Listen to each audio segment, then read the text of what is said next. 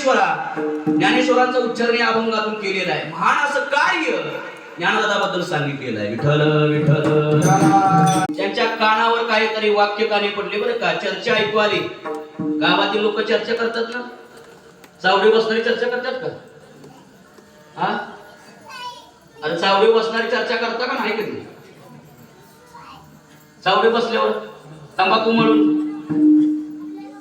चर्चा चालू असते ना.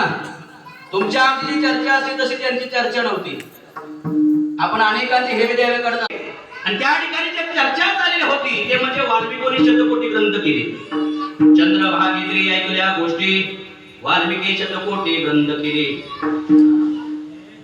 आणि ही चर्चा ज्यावेळेला नामदेवरायांच्या कानी पडली ना, नामदेवराय काही सामान्य व्यक्ती नव्हते.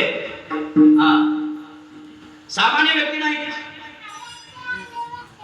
कारण त्यांच्या चिंतनामध्ये स्वतः भगवंताने देवाला हलवावं एवढी ताकद नामदेवरांच्या नाही. मग त्यांच्या ठिकाणी एवढी भक्ती आहे. ती भक्ती आणि दैवत द्यावा समोर ठेवावा.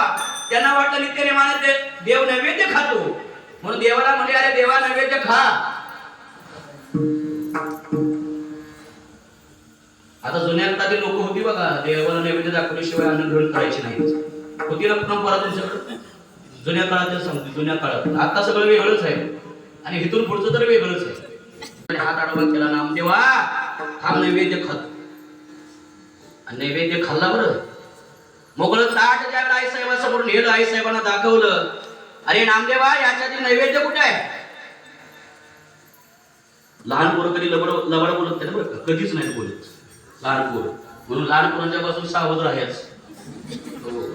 लहान पोरांना महिला मंडळ बरं का, पुरुष मंडळी, लहान पोरांना महिलांच्या पाठून सावध राहायचं. कारण एकदा का बातमी जर या हिंदीला पिटली सगळं गाव जाळून टाकायचं. म्हणून सावध राहायचं, ह्याच्यापासून सावध राहायचं. आणि ही बातमी ज्या वेळेला आली म्हणले काय झालं, काय नाही, हा म्हणतो नैवेद्य देवाने खाल्ला. अरे नामदेवा देवानेच खाल्ला का रे? हा बाबा देवानेच खाल्ला. हो.